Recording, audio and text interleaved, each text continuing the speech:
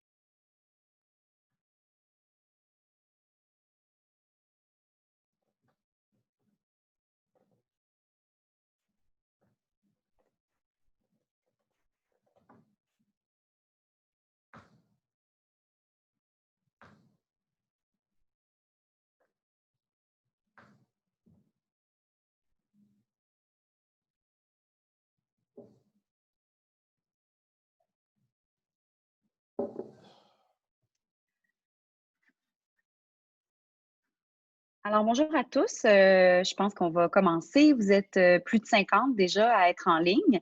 Donc, bienvenue. Je me présente. Je suis Karine Villeneuve, vice-présidente opération et développement chez Propulsion Québec. Donc, nous avons organisé ce webinaire en partenariat avec Montréal International et la communauté métropolitaine de Montréal, que je remercie tous deux. Alors, vous êtes au webinaire sur l'optimisation des chaînes d'approvisionnement qui sera animé donc par Julie Bourgault DY et avec 3 participants de 3 grands donneurs d'ordre présents sur le territoire du Québec. Donc, voilà. Pour le déroulement du webinaire, donc, vous pouvez tout au long du webinaire utiliser l'onglet Q&R, donc pour questions et réponses en bas.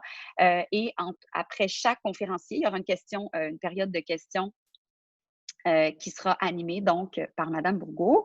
Et à ce moment-là, vous pourrez aussi réagir aux propos des conférenciers. Je vous préviens aussi que le webinaire est enregistré, sera disponible aussi pour rediffusion sur notre site web, ainsi que par courriel, vous allez recevoir le lien après ce webinaire. Donc, encore une fois, merci aux partenaires et je cède la parole à Julie Bourgault et je vous souhaite un excellent webinaire. Merci beaucoup, Karine. Donc, sans plus attendre, je vais commencer par vous présenter nos 3 distingués invités aujourd'hui. Donc, nous avons Carlos Sandoval. Carlos a une formation en chimie et a développé une expertise dans la création et la gestion de portefeuilles d'approvisionnement innovants à l'international, plus particulièrement dans les alliances d'affaires et dans la rédaction contractuelle. Il a débuté sa carrière en tant que chimiste et par la suite dans la gestion en tant que directeur d'usine, directeur technique et aujourd'hui en tant que responsable de l'approvisionnement, plus spécifiquement dans les matières chimiques, électroniques et mécaniques pour le stockage d'énergie. À travers les années, il a occupé des postes au sein d'entreprises d'envergure internationale, œuvrant entre autres dans le domaine des hautes technologies et du divertissement. Il travaille aujourd'hui chez Blue Solution. Ensuite, on a notre deuxième invité, Antoine Sotnet. Antoine est un docteur en droit. Il est actuellement responsable des affaires publiques, du commerce international et de la mobilité durable et directeur des affaires intergouvernementales au Canada pour Michelin. Il a auparavant occupé le poste de responsable des affaires publiques, commerce international pour Michelin en Asie du Sud-Est et a été chargé de mission au ministère français des Affaires étrangères et chercheur associé au Centre Asie de l'Institut français des relations internationales. Antoine est par ailleurs membre du Centre de recherche européenne de Rennes et il enseigne à l'École supérieure de commerce d'Hanoï. Finalement, Alan Morris, qui est un technicien et administrateur. Il a eu un début de carrière en marketing, par la suite en gestion de projets spéciaux, spécialement en haute tension pour Siemens Canada. Ceci a été suivi de gestion de projets en transport ferroviaire en Angleterre, également à partir de l'Allemagne, tout en effectuant du développement à l'international. De retour au Canada, Alain a été responsable de plusieurs projets clés en Alberta avec les pétrolières et il est maintenant responsable du développement des affaires pour Siemens Mobilité au Québec et du projet Via Rail. Comme vous pouvez le voir, on a 3 invités distingués qui vont avoir beaucoup de choses à nous raconter dans les prochaines minutes. Donc, au cours des derniers mois, comme vous le savez, plusieurs choses, les façons de faire se sont transformées. On a eu à vivre une pandémie à laquelle on n'avait jamais vu arriver. Donc, ça a changé beaucoup toutes les façons de travailler tout au sein de la chaîne d'approvisionnement. Ce qu'on va discuter aujourd'hui, puis ce qu'on a vu, c'est que dans les premiers mois, la première préoccupation des entreprises, ça a vraiment été de lancer puis de s'assurer de la santé et la sécurité des employés. Par la suite, on a dû apprendre à gérer les risques auprès de nos fournisseurs, avec la fermeture de certaines frontières, avec la mise en danger un peu et la fermeture de certains de nos fournisseurs. Ce n'était pas toujours facile d'optimiser les fournisseurs. Donc, on a vu une tendance qui est apparue où les fournisseurs, un monofournisseur souvent qu'on avait pour certains sujets, on a décidé d'avoir peut-être plusieurs fournisseurs dans des régions différentes. On a décidé de rapprocher nos fournisseurs de la production pour se permettre de mieux travailler. Donc, il y a plusieurs nouvelles stratégies qui sont en train de se mettre en place pour mieux gérer la chaîne d'approvisionnement et travailler de manière plus étroite avec les fournisseurs locaux, entre autres. Même chose qui est en train de se passer au niveau de la distribution, des services après-vente. Et tout ce qu'on peut voir en ce moment, c'est que malgré tous les efforts qu'on fait pour mieux gérer notre chaîne d'approvisionnement, un des grands facteurs qui reste un petit peu un point d'interrogation, c'est la demande client.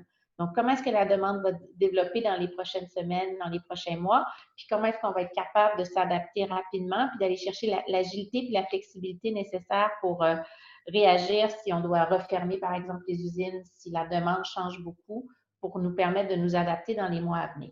Donc, c'est un peu de tout ça qu'on va discuter aujourd'hui avec nos invités. Sans plus attendre, je vais commencer avec la première question. Au cours des derniers mois, plusieurs entreprises ont été fermées ou forcées de revoir les façons de faire pour s'assurer la sécurité physique et mentale de l'ensemble des employés. Quels ont été les grands enjeux et comment avez-vous travaillé pour y faire face à long terme? Peut-être que Carlos, tu peux commencer? Bien sûr, ça fait plaisir. Donc, de notre côté, l'effet COVID-19 a commencé avant même que notre premier ministre nous mette en pause. La nature de nos opérations font en sorte que nous travaillons beaucoup avec l'Asie. Dans le domaine des batteries, la plupart des matériaux stratégiques se retrouvent dans cette région-là de la planète. Et donc, on a déjà remarqué un ralentissement moins habituel, je dirais, pendant le jour de l'an chinois que l'on connaît tous, qui est un peu complexe déjà comme une période. Mais là, avec l'arrivée de COVID et maintenant on connaît l'histoire et l'issue du démarrage de ce virus, bien, on a été frappé de plein front et nous, comme nos partenaires locaux, plus spécifiquement, c'est les gens avec qui on travaille au niveau de l'électronique et de la mécanique, qui eux aussi, comme de raison, sont très dépendants, particulièrement au niveau de l'électronique, des composantes qui sont en majeure partie fabriquées en Asie. Donc, lorsque la vague de COVID a commencé à frapper un peu partout sur la planète et à l'extérieur de l'Asie, nos opérations en France ont été aussi frappées par la suite, où ils ont été obligés de cesser leurs opérations. Et étant nous responsables de l'approvisionnement tant pour le Canada que pour la France, donc c'était le premier bravement de combat pour réorganiser les livraisons qui étaient acheminées vers la France et les réacheminer vers le Canada, étant donné que nous, on était encore opérationnels. Et à notre grande surprise, donc ça n'a pas été trop long, notre opération. 2 semaines plus tard, donc on a vécu tout ce qu'on a vécu, la fameuse pause de plus de 8 semaines. Et donc là, on est entré en action sur le 2e volet de cette pandémie, où il fallait donc revoir avec nos partenaires comment redistribuer les commandes qui étaient déjà en cours. Et un des plus grands défis qu'on a eu à surmonter, c'est toutes les matières qui étaient déjà en mer à ce moment-là. Donc, lorsque la planète a arrêté, les bateaux, eux, il fallait qu'ils les accostent en quelque part et puis qu'on gère ces matières-là, particulièrement au niveau des matières chimiques. Donc, il faut avoir certaines précautions et conditions pour les storer.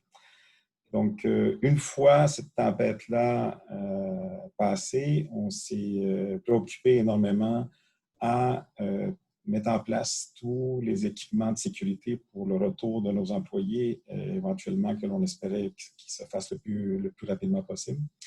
Et j'imagine, tout comme la plupart d'entre vous, on a eu toutes sortes de défis à trouver des équipements de sécurité, allant de l'éthanol. On a ici on bénéficie de certaines installations industrielles, donc notre propre purelle, les masques, les visières, les gants, toutes des choses qu'on a découvert pendant cet arrêt, entre guillemets, habituel et facilement d'accès, beaucoup moins facile d'accès. On a eu la chance d'avoir de l'aide de nos partenaires au Japon et en Chine qui nous ont gentiment aidés à nous procurer des équipements de protection plus rapidement que, malheureusement, ce à quoi on faisait face ici localement. Et par la suite, heureusement, ça a commencé à débloquer plus au niveau du Québec. Et puis, le 3e épisode dans cette crise, on a commencé donc, nous, à travailler énormément avec nos fournisseurs avec qui on travaille depuis 15 ou 20 ans pour s'aider mutuellement à repousser les commandes. Et on s'est donné comme code de conduite à l'interne de ne pas mettre à risque les PME. Donc, on s'est efforcé de vraiment payer à temps et même payer à l'avance pour leur donner un coup de main pour passer à travers la situation. Puis aujourd'hui, maintenant en me préparant pour le webinaire aujourd'hui, ce que je réalise, c'est qu'on est en train de passer à travers, du moins au niveau Blue Solutions, je suis très heureux de voir comment le futur s'enligne. Comme de raison, il y a beaucoup de choses qui ont changé, mais pas nécessairement juste négativement. On a, comme tout le monde, eu des pertes économiques, puis ça, c'est indéniable. Mais la stratégie qu'on avait prise il y a longtemps de miser sur des relations de transparence et de confiance avec nos partenaires, on voit que ça a été très payant. Tout le monde était hyper compréhensif lorsqu'on a discuté pour les défis, puis des fois, il y avait des sommes quand même substantielles qui étaient impliquées. Et je crois que le prochain défi pour nous dans notre mini-environnement, c'est le redémarrage des audits. Donc, d'aller chez les clients, puis ou chez les fournisseurs, puis commencer cette coopération-là avec les différents partenaires, tout en assurant la sécurité, comme on en parlait tout à l'heure, des employés, j'imagine. Voilà, ça résume un peu la question, un peu comment on l'a vécu et qu'est-ce qu'on a mis en place. Merci. De votre côté, Antoine et Alain, est-ce que vous avez eu des enjeux similaires ou différents en termes d'assurer la sécurité des employés puis continuer à faire avancer des mandats? Oui, il est clair qu'on a eu des problèmes qui sont similaires. Je crois que par tout le monde dans l'industrie, on a souffert des mêmes problèmes. Probablement que l'approche a pu différer d'une industrie à l'autre. Nous, une des choses qu'on a essayé de faire, c'est regarder, nous, en tant que fournisseurs, qu'est-ce qu'on doit faire. Mais en même temps, en se regardant en tant que fournisseur, on se disait aussi comment on doit travailler avec nos fournisseurs. Parce qu'autant qu'on vend des produits, qu'on reçoit des produits pour en faire la transformation. Puis je pense, à partir de là, on a eu une stratégie qui était similaire, c'est-à-dire de devenir plus stratégique, de prendre des fournisseurs qui étaient stratégiques et puis, avec les fournisseurs, travailler de près avec eux. Même dans certains cas, il y a des fournisseurs qui ont soit fait des modifications de leur chaîne de montage, ça pouvait être même des équipements qui pouvaient avoir besoin de nous, ou ils pouvaient utiliser certains de nos clients qui faisaient des produits finis qu'eux avaient besoin, puis à ce moment-là, on les mettait en contact. Nous, on pense qu'en agissant comme ça, c'est-à-dire d'être plus près de nos fournisseurs, ça nous permet en même temps de prendre une approche qui est semblable vis-à-vis de nos clients, qui est une approche d'être près d'eux. Même si on parle beaucoup de distanciation, c'est une opportunité pour être plus près. Et puis, en étant plus près et puis en comprendre les besoins, puisqu'on vit tous la même situation, jusqu'à un certain moment donné, on peut comprendre ou on peut avoir de l'empathie pour les parties qui sont ici avec nous parce qu'on est tous dans la même situation. Puis, il y a seulement qu'une chose à faire, c'est regarder en avant puis s'assurer qu'on puisse s'en sortir. Super. Donc, pour la gestion des enjeux, des risques avec vos fournisseurs, ce que vous avez choisi de faire, ce que je comprends, c'est de vous rapprocher. Est-ce que vous prévoyez des changements dans les relations avec vos fournisseurs locaux dans les prochains mois, Alan? En termes de changement, le changement serait principalement de se rapprocher de nos fournisseurs, d'être plus près, d'avoir une communication qui est plus étroite. Puis nous, on pense que c'est vraiment important. À partir de là aussi, choisir les fournisseurs avec qui on sent à l'aise de travailler. Et puis que ce sont des fournisseurs qui peuvent même devenir pour nous des gens qui peuvent nous aviser techniquement, tant pour nos usines que pour d'autres produits qu'on peut fabriquer. Donc, une proximité plus grande avec les fournisseurs. Puis, comme vous l'avez dit, puis ce qu'on a vu beaucoup sur le marché aussi, c'est de choisir les fournisseurs de choix ou spécifiques qu'on veut garder, puis aller chercher peut-être des relations plus étroites. Vous avez même parlé de les soutenir financièrement au niveau de la liquidité en s'assurant qu'on les paye plus rapidement. Donc, c'est plusieurs choses qu'on a vues sur le marché. Antoine, Carlos, est-ce que vous avez eu des expériences similaires? Comment est-ce que vous approchez la gestion des risques avec vos différents fournisseurs? Alors peut-être rapidement pour Michelin, la situation est peut-être un peu particulière parce que on s'approvisionne particulièrement de nos usines en Nouvelle-Écosse. Et en Nouvelle-Écosse, effectivement, la plupart des produits sont fabriqués en Nouvelle-Écosse et sont vendus et distribués ici au Québec. Et donc on n'a pas eu de difficultés majeures en termes d'approvisionnement, sauf évidemment quelques produits. Alors je prends un exemple, on a notamment nos produits génie civil, nos pneumatiques génie civil qui étaient produits en Espagne, en Italie et en France. Et on a eu quand même des ruptures d'approvisionnement. Sauf que la difficulté, si vous voulez, c'est qu'on ne peut pas en fait installer une ligne de production nouvelle en si peu de temps dans une usine en Nouvelle-Écosse. Et je dirais que plus fondamentalement, et ça c'est un point peut-être critique pour une multinationale comme Michelin, il faut bien saisir qu'il n'est pas possible en fait de produire tous les types de pneumatiques dans une seule et même usine, comme c'est compliqué aussi de produire tous les pneumatiques à l'échelle d'un pays. Aujourd'hui, nous avons 3 usines en Nouvelle-Écosse. Et sur ce qu'a évoqué Carlos, sur les matières premières, ce que l'on a connu, c'est finalement des perturbations, bien sûr, mais pas de changement majeur en termes d'approvisionnement en composants. Il faut à peu près 200 matières premières pour fabriquer un pneumatique, ni en produits finis. On a eu des perturbations, mais rien de fondamental. Et donc, ça souligne aussi un point, c'est que ça reste une entreprise et une production qui est relativement dépendante du commerce international. Donc, on se positionne peut-être un peu différemment de ce point de vue. Et peut-être pour revenir sur ce qu'évoquait Carlos sur le volet protocole sanitaire, c'est un peu similaire pour nous, c'est-à-dire qu'on a beaucoup appris de l'expérience chinoise. En fait, Michelin était quasiment à chaque fois les premiers à fermer les usines, mais aussi les premiers à réouvrir les usines en mettant en œuvre un protocole sanitaire extrêmement strict et avec une relation, on le verra sans doute tout à l'heure, mais aussi plus proche, comme l'évoquait Alan, avec les fournisseurs et nos clients. Carlos, quelque chose à ajouter? Bon, je pense que on a pas mal fait le tour.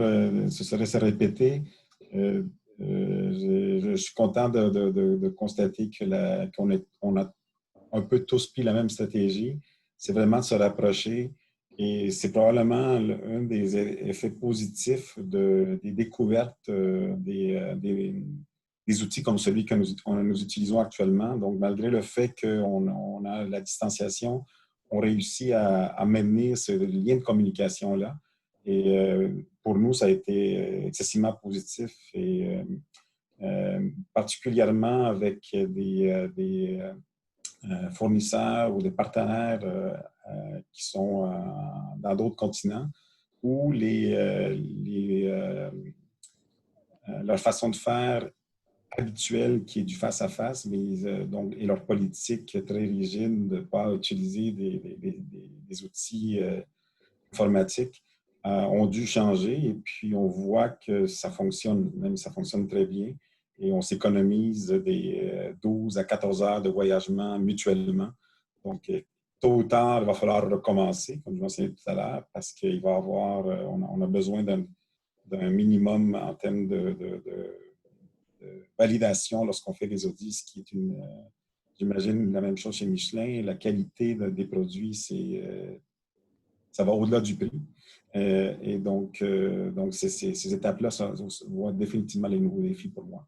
Oui, ce qu'on voit beaucoup, c'est ça, c'est qu'on va être capable d'être plus critique sur les déplacements pour permettre, dans un certain sens, une augmentation de l'efficacité dans certaines choses, mais il y a des choses qu'on se rend compte qu'on doit faire physiquement, donc ça remet les choses un petit peu en perspective. Oui, et si je peux rajouter aussi sur ce que Carlos a dit, quand on parle de voyagement, c'est vrai, il y a la partie voyagement qu'on sauve, mais je crois que ce qui devient de plus en plus évident, on le sent, c'est le contact humain. Les gens disent oui, on est plus efficace. Ça fonctionne quand même. On a réussi à continuer à faire nos affaires. Même moi, mes équipes, tout le monde le sent, il y a le contact humain. Même nous, on a dû s'organiser, soit avec nos clients, dans certains cas, avec nos fournisseurs ou à l'interne, s'organiser des rencontres comme celle-ci. Mais une des restrictions, c'est qu'on n'avait pas le droit de parler d'affaires. C'était vraiment une rencontre comme si on ferait un 5 à 7, mais un 5 à 7 virtuel. Je pense qu'il ne faut jamais oublier le côté humain, le contact humain, le contact avec les gens. On réussit à communiquer, les communications se font, mais il y a une dimension qui ne se mesure malheureusement pas, qui est nécessaire. Je pense que lorsqu'on rajoute, on peut trouver une façon au moins de rajouter une partie de cette dimension-là. C'est comme mettre un pansement sur le bobo. Ça fait du bien. Oui, je pense. Puis je pense que ce qu'on se rend compte aussi, c'est que l'innovation puis la créativité, elle a besoin de ces moments informels-là, que ce soit avec les clients ou les fournisseurs. Ce qui m'amène à la troisième question. On a vu qu'il y avait eu beaucoup de changements avec les fournisseurs, avec les relations d'affaires et tout ça, mais quand on parle de la demande, on se rend compte que la demande a changé. Ce n'est plus nécessairement les mêmes produits qui sont en demande.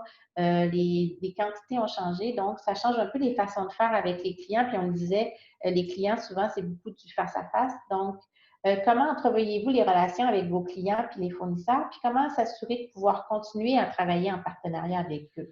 Est-ce qu'il y a des nouvelles façons de faire à mettre en place, tant au niveau de la distribution que des services après-vente? Est-ce que vous avez débuté une réflexion là-dessus pour bâtir de nouvelles alliances, peut-être avec certains de vos partenaires pour aller de l'avant? Peut-être qu'Antoine, tu peux commencer? Julie, je crois que tu as dit le mot juste, hein, c'est la question de partenariat qui doit inonder un peu l'approche. Et c'est clair que la pandémie a été un élément déclencheur pour nous de cet élément clé de partenariat. Notamment, par exemple, par rapport aux distributeurs ou aux revendeurs de pneumatiques. Ce que l'on a fait, ce qu'on a mis en place, c'est un suivi très, très proche des distributeurs qui ne sont pas à la marque Michelin, mais on les a accompagnés pour mettre en place des protocoles sanitaires extrêmement stricts. On les a accompagnés également pour faire un don de masques important. On a environ donné 50 000 masques pour nos revendeurs, nos distributeurs, nos entrepôts.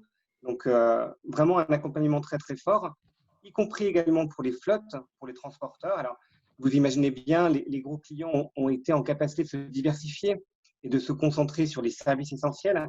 C'était plus compliqué pour nos petits clients, les petites flottes. Et là, on a essayé de les accompagner pour certains avec une extension des conditions de paiement, par exemple. Mais globalement, c'est la notion de partenariat qui guide notre action. Et juste à titre d'exemple, ce qu'on a mis en place, c'est une formation avec BDO pour essayer d'accompagner tous nos clients pour voir comment essayer de mettre en œuvre les subventions salariales pendant la période du Covid. Et je peux vous dire que ça a été extrêmement apprécié parce qu'on les accompagnait au-delà finalement des questions sanitaires et on les accompagnait finalement sur la préparation de l'après. Alors ça, c'est un point clé. Et donc, c'est pour ça que cette notion de partenariat, elle est évidemment critique. Maintenant, comment gérer les choses demain et qu'est-ce que ça change? Évidemment, de prime abord, ce qui change, c'est la question du protocole sanitaire. Et donc, évidemment, le virus s'est amoindri, mais il circule toujours. Et il va circuler pour les prochains mois. Et donc, ça amène de nouveaux services, des services de nettoyage pour les locations de véhicules, par exemple, qui sont nécessaires, en fait, maintenant, plus que jamais. On doit continuer à appliquer des protocoles sanitaires stricts. Ça, c'est le premier impact à court terme. À moyen terme et à long terme, ce qui nous semble assez clair, c'est l'explosion du commerce en ligne. Vous le savez, et je pense que mes collègues partagent également, finalement, le Covid n'est pas tant un game changer, mais plutôt un accélérateur de tendance. Et clairement, l'explosion du commerce en ligne nous interroge beaucoup sur notamment la logistique du dernier kilomètre. Et ça va sans doute accélérer des nouveaux modes, sans doute l'innovation, la livraison à domicile sans contact, même éventuellement des systèmes de drones, comme c'est le cas en Chine, un vecteur d'accélération de l'innovation et sans doute aussi un vecteur d'accélération de la transition écologique. Il est clair que cela peut amener plus rapidement à une électrification des flottes, par exemple. Donc, cela va changer les modes de fonctionnement et ça interroge beaucoup la manière dont les clients vont offrir de nouveaux services globalement pour le secteur du transport. Super. Antoine, merci beaucoup Antoine. Alan, est-ce que vous aviez quelque chose à ajouter de ce côté-là ou Carlos? Je vois qu'on a une approche qui est similaire. Peut-être un petit peu la différence, nous, c'est principalement, on aurait un produit que j'oserais appeler des produits qui sont moins des produits de consommation. Particulièrement, moi qui est avec le groupe Mobilité, c'est principalement des produits d'ingénierie. Donc, c'est pratiquement c'est des produits de base, mais qui sont ensuite adaptés en faisant du sur-mesure pour chaque projet, chaque client. Donc, la façon de faire a resté la même. Mais pour ce qui en est de nos usines qui étaient en fabrication, nous, on avait déjà vu dès le mois de janvier, Siemens a commencé à appréhender ce qui se faisait. Siemens, en étant dans 192 pays, il y a eu un regroupement stratégique qui s'est fait à l'interne, justement pour se parer à ça. À travers les 192 pays, on n'a pratiquement aucune usine qui a fermé. Les seules usines qui ont dû être fermées, c'est par exemple pour des raisons locales, que c'était demandé qu'ils ferment. Mais par la suite, ils ont été réouvertes. On a fait les adaptations nécessaires. Et puis, avec nos fournisseurs, encore une fois, ce qu'on a travaillé, on a commencé à travailler dès la fin janvier, lorsque la Chine a commencé à fermer, c'était d'augmenter, par exemple, nos stocks. Demander à nos fournisseurs d'avoir du stock. Lorsqu'on voyait qu'on avait, ce qui n'était pas prévu, c'était les problèmes de logistique. Et puis, si on avait un fournisseur qui avait de l'équipement pour nous, du matériel brut, pour être transformé, on s'est rapidement rendu compte que ça deviendrait un problème de transfert. On avait beaucoup d'équipements qui étaient transférés. Il y était une époque, lorsqu'il y avait beaucoup d'avions de passagers, les ventres des avions de passagers sont utilisés pour transporter. Puis ça, on ne le voit pas vraiment ou on ne s'en rend pas compte jusqu'au jour où il n'y a plus d'avions de passagers dans les airs. Et puis là, on tombe que ça devient du transport, par exemple, marin, qui est beaucoup plus long. Mais là, à partir de là, étant donné qu'on avait augmenté nos stocks, puis qu'on a changé nos façons de faire nos commandes, c'est-à-dire d'être conscient que les délais de livraison sont plus longs, on a pu s'adapter avec nos fournisseurs de cette façon-là. Est-ce que vous avez vécu la même chose du côté de vos clients? Est-ce que vous avez eu des enjeux à être capable de leur livrer à temps ou de voir une variation dans leurs demandes? La variation des demandes n'a pas changé. Si on regarde, nous, principalement dans le transport, ça vient, c'est du financement qui vient habituellement des gouvernements, puis c'est du financement qui est à long terme. Donc, cette partie-là n'a pas vraiment changé pour l'instant, mais probablement que ces projets-là, même il y en a de certains de ces projets-là qu'on voit peut-être que les gouvernements veulent les avancer pour une reprise économique plus rapide. Avec nos clients, on n'a pas eu ce problème-là. Non. Parfait. Carlos, de votre côté, du point de vue client puis demande, est-ce que vous avez vu des changements? Puis comment est-ce que vous avez travaillé ça avec vos partenaires? En fait, nous, l'approche qu'on a opté, c'est d'augmenter les rencontres entre nos commerciaux, entre autres, et l'équipe technique, un peu comme Allen. On est dans un produit niche qui est très spécifique, donc ce n'est pas des produits tablettes, c'est vraiment très pointu comme thème. Et donc, encore une fois, Teams a facilité cet aspect-là, mais plus que jamais, la communication devait être dynamique et particulièrement fluide avec logistique, les ventes. Comme de raison finance aussi, j'avais mon CFO qui était très près de mes oreilles pendant un certain temps parce qu'il y avait un souci cash flow, sachant très bien que la planète au complet était arrêtée et qu'il n'y avait plus tellement d'entrées qui se faisaient. Donc, ce qu'on a fait dernièrement, toujours dans le même sens qu'Allen, le côté logistique, transport, autrement, c'est vraiment là que le bas blesse avec les délais additionnels que le COVID a engendrés. Et on a la chance d'avoir dans notre société une compagnie sœur qui s'occupe de logistique, qui sont spécialisés dans le domaine. Donc, j'ai créé des liens avec nos bureaux à Shanghai, à Havre, Osaka, Madrid, pour justement nous assurer que c'est dynamique et que le container ne dort pas dans un port quelconque. Et que, donc, une semaine dans le maritime, c'est énorme pour nous, contrairement à ce que lorsque on a accès à des moyens plus rapides par des occasions. Donc, le défi.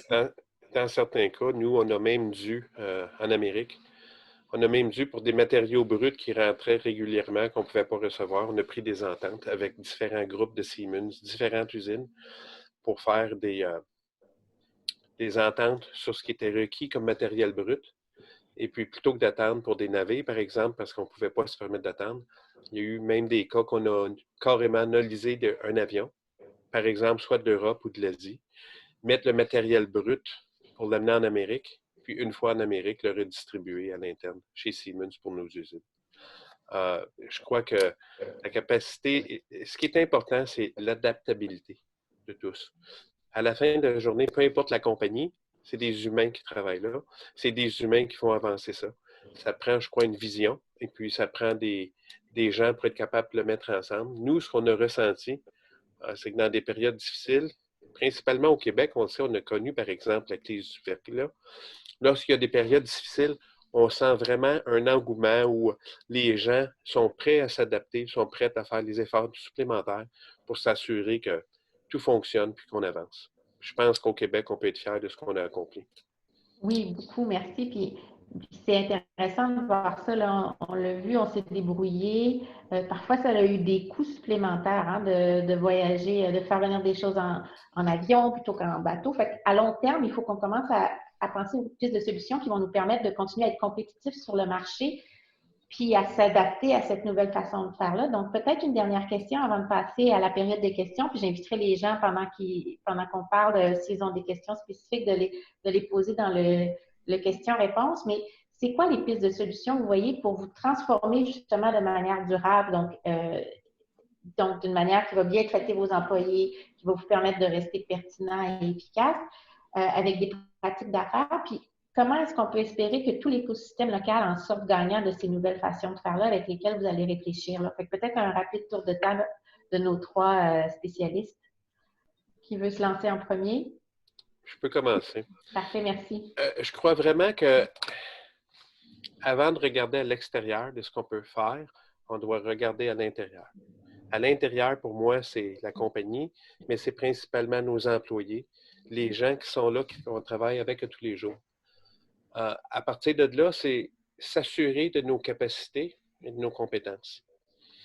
Une fois qu'on s'est assuré de ça, c'est d'avoir un plan stratégique, avoir une vue d'ensemble. Puis un des avantages que nous, on croit qu'on a, c'est qu'on regarde vraiment localement qu'est-ce qu'on peut faire, mais on a également, avec l'aide de l'entreprise, une vue globale. Et puis à partir de cette vue globale-là, lorsqu'on a bien analysé nos forces et nos faiblesses, c'est de s'assurer que s'il y a des endroits qu'on est peut-être un peu moins fort, de s'assurer qu'à l'interne, on peut trouver le support nécessaire. Et puis, à partir de là, moi, ce que je crois vraiment, c'est ce que j'appelle la communication. La communication avec nos fournisseurs pour s'assurer qu'on a un statut qui est clair et puis que, comment je pourrais dire, qu'on puisse être honnête vis-à-vis de la situation qu'on vit. Je crois que c'est beaucoup plus facile lorsqu'on s'assoit à une table, que ce soit pour négocier ou discuter, c'est de dire les vraies choses, les dire telles qu'elles sont. Et puis, à partir de là, on peut avoir une entente commune sur ce qui est le problème. Puis, une fois qu'on a une entente commune sur vraiment le problème, à partir de là, les solutions peuvent être bien développées. Puis, c'est lorsqu'on s'assure de la collaboration des gens autour de nous que je pense qu'on peut avoir beaucoup de succès.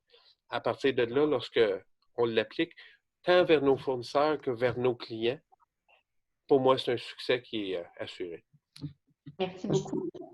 Je partage complètement le point de vue d'Alan. Je crois que la pandémie, elle souligne 2 points. C'est l'importance du lien social. Et on a utilisé pendant la pandémie finalement tous les moyens de communication interpersonnelle, WhatsApp, Teams, etc. Et c'était extrêmement important au sein des équipes de pouvoir se parler, y compris d'autres choses que le travail. Et l'autre point, c'est le sens que l'on donne au travail.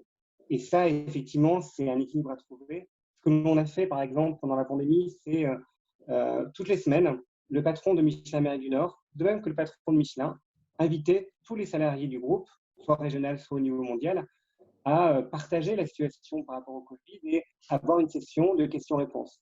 Et ça, c'est extrêmement important. Ça donne du sens au travail. Évidemment, cette crise, elle nous force à penser la manière de travailler. Et je crois que c'est Alan qui le disait, mais il faut trouver le bon équilibre entre le home office, le travail à domicile, et puis le travail aussi au bureau, parce que nous avons besoin de ce contact physique, on a besoin d'échanger, même si, et peut-être ça c'est un point intéressant, même si on a appris à faire aussi différemment avec le virtuel. Je vous donne un exemple concret, c'est que normalement on organise à Montréal ce qu'on appelle le sommet Movilon sur la mobilité durable. On a décidé de le faire en version virtuelle avec deux journées, le 3 et le 4 juin. Moi, j'ai eu l'occasion de travailler sur une session avec 3 villes, Montréal, Boston et la ville de Lyon en France. Et tout à fait honnêtement, j'étais surpris par une capacité collective, dans un calendrier resserré, et bien d'arriver à des résultats assez remarquables parce que les 3 villes étaient engagées. Mais c'est aussi un moyen de réunir l'écosystème quand même avec cette méthodologie-là, avec des outils nouveaux. Donc, on a appris des choses qui devraient nous servir pour la suite. Super, merci. Carlos, de votre côté, qu'est-ce que vous voyez comme piste de solution pour que tout ça reste, j'ai envie de dire sustainable, mais soutenable à long terme, puis que ce soit une situation de succès avec vos partenaires et vos clients? Je pense que ce qu'Alain et Antoine mentionnent, c'est vraiment la ligne de conduite à privilégier. L'apprentissage que l'on fait aujourd'hui avec la gestion de crise qu'on a eue, de mon côté, du moins, je vais m'attacher ou me rapprocher encore plus avec nos partenaires locaux pour voir leur propre Tier 2. Où est-ce la relation qu'ils ont et la proximité, parce que nous, on a une philosophie d'avoir du dual sourcing dans tous nos éléments clés. Et puis, les qualifications telles qu'elles sont aujourd'hui, on suit un certain processus qui est utilisé dans l'aéronautique et l'automobile aussi pour regarder un peu les produits entrants. Mais l'expérience qu'on vient de vivre, ça va être encore plus important de s'attarder à cet élément-là pour voir leur propre structure de supply chain, qu'elle ne soit pas monosource, pour justement pouvoir avoir la flexibilité en cas de situation imprévue et imprévisible comme celle qu'on a vécue. Oui, ce qu'on peut voir, c'est que la gestion des risques, en fait, des fournisseurs s'est élargie beaucoup. On ne fait plus juste vérifier si le fournisseur est viable, mais on va vérifier les routes qu'on utilise avec eux. On va s'assurer justement que les tiers 2, peut-être même tiers 3 de certains de leurs produits sont disponibles aussi pour s'assurer de la santé globale, j'aurais envie de dire, des fournisseurs. Donc, c'est une gestion de risque qui va évoluer beaucoup dans les prochains mois, ça c'est certain. Je vois que j'ai une question qui m'est adressée, mais la question est la suivante. Vous avez parlé de soutenir vos fournisseurs en les payant plus vite. quels sont les impacts. Dans ce cas-là, ce n'est pas moi vraiment qui avais mentionné de payer des fournisseurs plus vite, mais je peux quand même répondre à la question. Écoutez, moi, j'irai jusqu'à un certain point, c'est du cas par cas. Lorsqu'on parle de fournisseurs stratégiques, lorsqu'on parle d'entente et de communication, des choses comme ça, je crois qu'il faut vraiment faire du cas par cas, puis il faut, en tant que fournisseur, puis en tant que client, on doit toujours s'ajuster, communiquer avec les intervenants. Il n'y a pas de solution miracle. Ouais, c'est tout à fait d'accord, Alan. C'est vraiment du cas par cas. Voilà, je l'ai évoqué aussi. Il n'y a que comme ça qu'on peut travailler en réalité. Effectivement, nous aussi, en fait, c'est moi qui je pense qu'il avait amené le point. Ouais. On a regardé notre liste de partenaires et en équipe, on a identifié ceux qui pourraient potentiellement être plus à risque, dont la santé financière est peut-être pas aussi solide que nos partenaires stratégiques qui sont aussi des multinationales ou internationales comme nous. Donc, on a privilégié ces partenaires-là d'abord et avant tout pour s'assurer qu'ils passent à travers la crise, puisque de toute façon, on a besoin d'eux dès que nous aussi, on allait démarrer. Donc, on avait tout avantage à travailler avec eux pour les supporter. Puis je pense que ce qui est intéressant de voir, c'est ça, c'est que les partenariats ont été renforcés souvent dans ces cas-là. On en a parlé pour les fournisseurs. Antoine en a parlé aussi pour les plus petits, des fois, distributeurs qu'on a avec nous pour s'assurer que vraiment la chaîne de valeur continue puis que notre entreprise continue d'apporter de la valeur pour les autres. Je veux vous remercier, Carlos, Antoine et Alan. Je pense que vous avez bien répondu à nos questions. Je vais laisser la parole à Alexandre Lagarde, qui lui va gérer la période de questions-réponses avec vous. Merci. Merci. Merci beaucoup, Julie. Écoutez, merci à vous trois hein, pour vous être rendus disponibles pour l'exercice. On pourrait peut-être passer à une autre question qui vient d'arriver. Donc, une question de Stéphane Roux. Pour votre approche en double source, tenez-vous compte de la localisation de vos deux sources pour approvisionner deux marchés différents et réduire le risque? Chez Siemens, la localisation seule, ce n'est pas un critère. Comme beaucoup d'autres décisions, il y a un nombre de critères qui tient compte. L'un des premiers critères qui va toujours tenir compte va être la qualité. La première va être la qualité, va être en termes de support, service et livraison. Lorsqu'on parle de livraison, je ne parle pas de logistique, mais c'est quel genre d'entente qui peut être pris en termes entre le moment qu'on place une commande et que le matériel est disponible pour l'expédition. Donc, les critères de localisation en est un qui va être plus ou moins important selon les besoins. Mais ça ne sera pas le premier critère. Peut-être juste pour compléter, complètement en ligne pour Michelin, effectivement, ce qui compte d'abord, c'est la qualité. Et parfois, nous n'avons pas le choix sur la localisation. Je vous donne un exemple. Vous avez sans doute chez Pneumatique, il y a encore au moins 40% de caoutchouc naturel. Or, le caoutchouc naturel est produit à 95% en Asie du Sud-Est. Donc, nous avons guère le choix de la localisation. Et de la même manière, ce sont les critères de qualité. En fait, il y a beaucoup plus de pays que l'Asie du Sud-Est qui produisent du caoutchouc naturel. Sauf qu'au regard de nos produits, de la qualité de nos produits, nous ne pouvons que nous approvisionner sur certains marchés thaïlandais et indonésiens et non pas indiens, par exemple. Donc, c'est vraiment la question de la qualité qui prime avant tout et la notion de service support, comme l'a évoqué Alan. De notre côté, ce qu'on essaie de privilégier, c'est d'avoir une double source, une en Amérique et une en Europe, étant donné qu'on a deux sites pour justement pallier des deux côtés.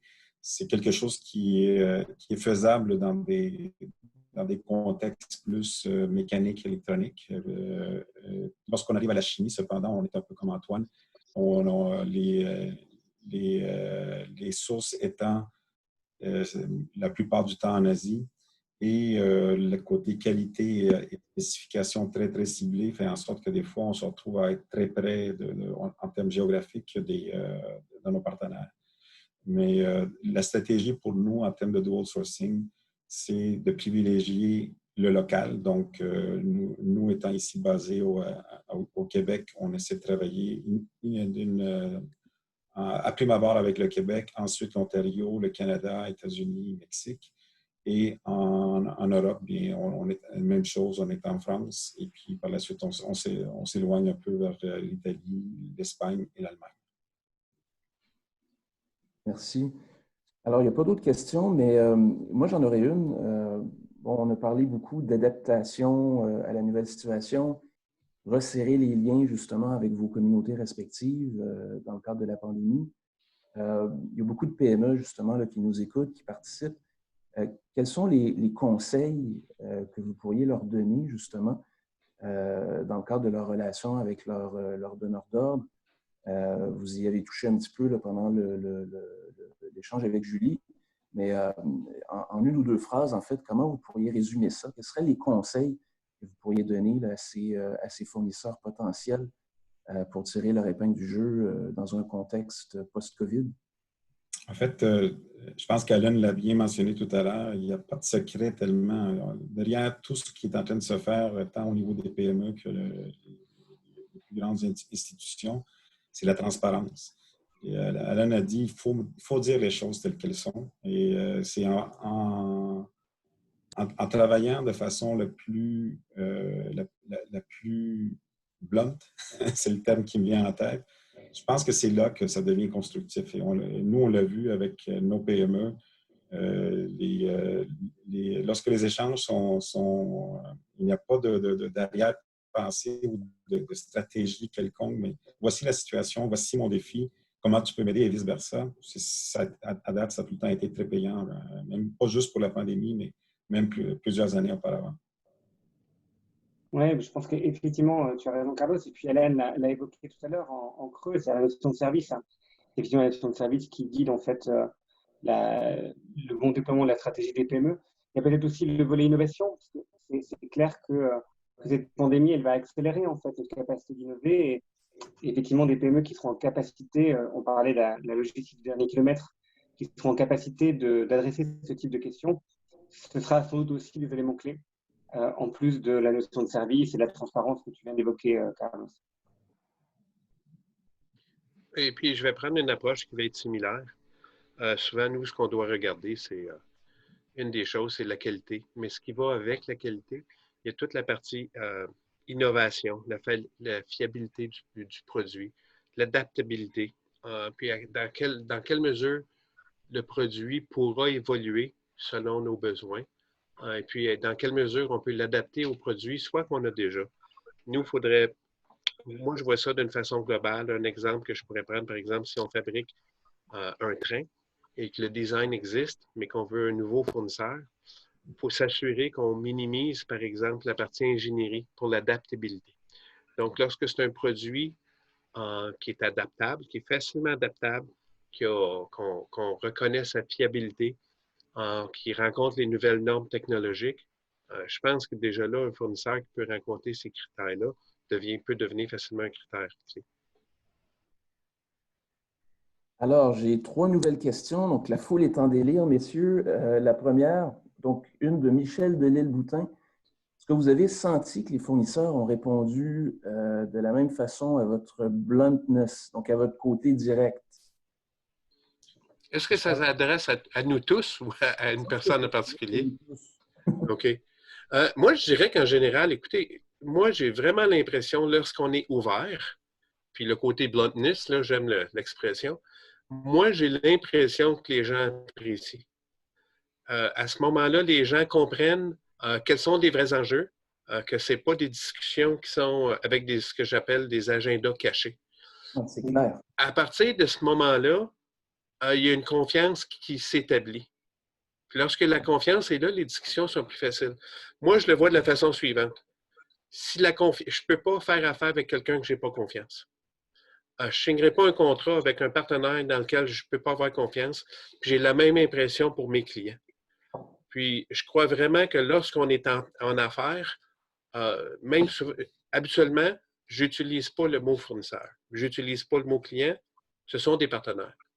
Puis, à partir du moment que c'est un partenaire, écoute, oui, on doit être un petit peu blunt parce que c'est une façon de communiquer, puis c'est une façon de dire les vraies choses. OK, à un moment donné, il faut peut-être mettre un petit peu de miel dessus, là, mais Oui, moi, je crois que ça fonctionne. Ben, si vous donnez l'heure juste, il faut vous attendre aussi à la même chose de l'autre côté. C'est exactement ça. Ouais. C'est une question, je pense, de transparence à la fois. C'est de la transparence, c'est de la clarté, c'est de l'honnêteté. Et puis, à ce moment-là, les gens savent quels sont vraiment les enjeux. Puis, je pense qu'il y a une question de temps aussi. Tout le monde, je ne le sais pas maintenant, mais moi, j'ai vraiment l'impression que même pour des gens qu'auparavant, je vais prendre le téléphone et les appeler, je vais prendre un rendez-vous maintenant. Tout le monde est en appel conférence.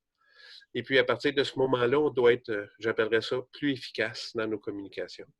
Ouais. En Carlos? fait, avec Alan, pour le nombre de fois que cette transparence ou le blindness, maintenant qui est le nouveau mot, le nombre de fois que ça a été payant versus l'inverse, ça ne vaut même pas la peine d'y penser deux fois. Ça a tout le temps été, et comme je le disais tout à l'heure, bien avant COVID, c'était déjà une approche qui était très favorable dans les relations d'affaires. Et durant la COVID, c'est encore plus payant. Et surtout, le contexte faisait que les partenaires avec qui on travaillait, et eux aussi étaient dans le même bateau. Ils étaient aussi avec des contraintes où tout était arrêté, des livraisons qui n'arrivaient pas. Donc, on avait avantage mutuellement à avoir cette transparence. Toi, Parce que, quelque chose? ouais, non, exactement aligné, en fait. J'ai cité ces exemples-là, mais la notion de confiance dans cette relation partenariale, en fait, elle s'est révélée aussi pendant la pandémie. Et l'exemple que j'ai cité de cette formation avec vidéo sur les subventions canadiennes est un exemple typique de renforcement des relations partenariales parce que, effectivement, tout le monde est dans le même bateau. Et en fait, on partage les mêmes préoccupations. Donc, c'est cette relation de confiance-là qui nous permet aujourd'hui d'avancer en réalité. Donc, complètement aligné avec Alan et Carlos. Merci, messieurs. J'ai une autre question de Yacine Lafare. Comment pensez-vous composer avec la contradiction que révèlent les surcoûts d'une production locale et l'optimisation des coûts que permet une production délocalisée? Alan, veux-tu commencer? Moi, je dirais tout simplement, écoutez, ça dépend. Je veux faire attention. Lorsqu'on dit qu'une production locale est plus coûteuse, je ne suis pas convaincu. Ça dépend de ce qu'on produit. Ça dépend où.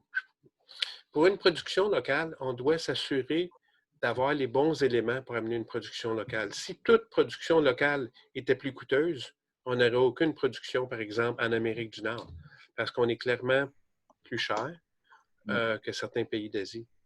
Mais en même temps, on a une production locale de différents éléments. Parmi les productions locales, souvent, ce qu'on retrouve, c'est ce qu'on a nommé un peu plus tôt. Innovation, technologie, adaptabilité, connaissances techniques, rencontrer les besoins réels du marché. Je crois qu'il y a vraiment une façon de rencontrer ça, d'avoir une production locale sans nécessairement la délocaliser. Ce qu'on pourrait voir, par exemple, dans les grandes entreprises, c'est que plutôt que d'avoir beaucoup d'usines locales, c'est qu'à ce moment-là, c'est qu'il y aurait des plus grandes usines qu'elles deviendraient délocalisées, mais elles seraient localisées à un endroit spécifique.